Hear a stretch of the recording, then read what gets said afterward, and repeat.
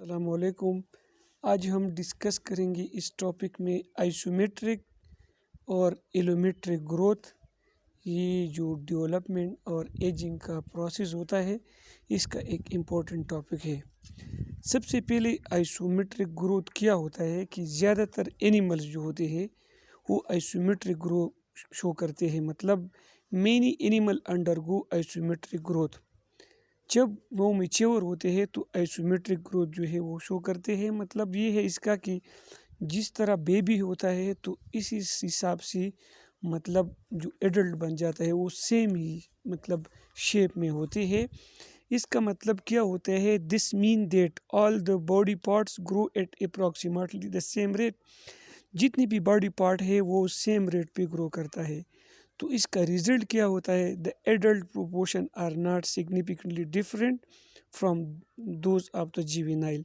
तो जो एडल्ट होता है वो असल में डिफरेंट जुवेनाइल से नहीं होता है। जिस तरह छोटा होता है इसी तरह एडल्ट भी इस शेप का होता है।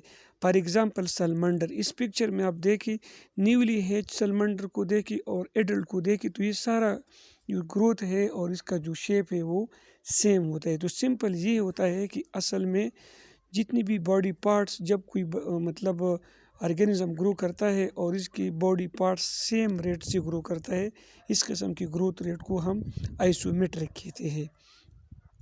अभी हेट्रोमेट्रिक क्या होता एलोमेट्रिक ग्रोथ क्या होता है कि इस असल में क्या होता है, हेट्रोक्रॉनिक चेंज आ जाता है।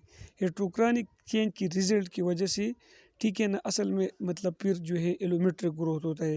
हेट्रोक्रॉनिक चेंज क्या है, it can result from a mutation.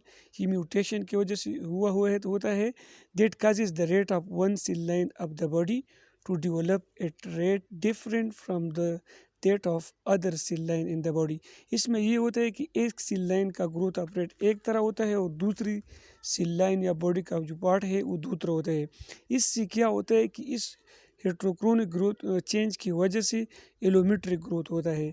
एलोमेट्रिक growth क्या मतलब है, इसका मतलब है कि एलो का मतलब है डिफरेंट और मेट्रिक का मतलब है मेजरमेंट। मतलब इसमें क्या हो एलोमेट्रिक ग्रोथ में कि in species that exhibit allometric growth different cell line या body part grow at different rates relative to an ancestral isometrically growing form। असल में ड्यूरिंग डेवलपमेंट के दौरान क्या होता है कि कुछ स्पीशीज़ में जब वो एलिमेंट्री ग्रोथ करते हैं तो इसमें बॉडी की पार्ट जो है वो डिफरेंट रेट से ग्रोथ करते हैं। तो इस वजह से जो बेबी होता है उस बेबी का स्ट्रक्चर जो है वो मतलब एडल्ट से बहुत डिफरेंट होता है। इसका बेस्ट एग्जांपल ह्यूमन बीइंग है और ह्यूमन बीइंग में एलोमेट्रिक ग्रोथ होता है। इसका आप अगर बेबी को देखिए, पिक्चर के नीचे न्यू बर्न बेबी है, तो फिर 2 ईयर्स का बच्चों को देखिए, 5 ईयर का, फिर 15 का और फिर एडल्ट का आप देखिए तो ये बहुत डिफरेंट होता है। मतलब होता है कि human are good example of species that undergo allometric growth. The head limbs in body grow at different rates resulting in a human adult with proportions completely different from that of the newborn baby। तो मतलब head limbs और body जो है different rate से growth करता है। तो जो ह्यूमन एडल्ट बनता है, ठीक है, इसमें वो कम्प्लीटली डिफरेंट होता है न्यू बॉर्न बेबी से।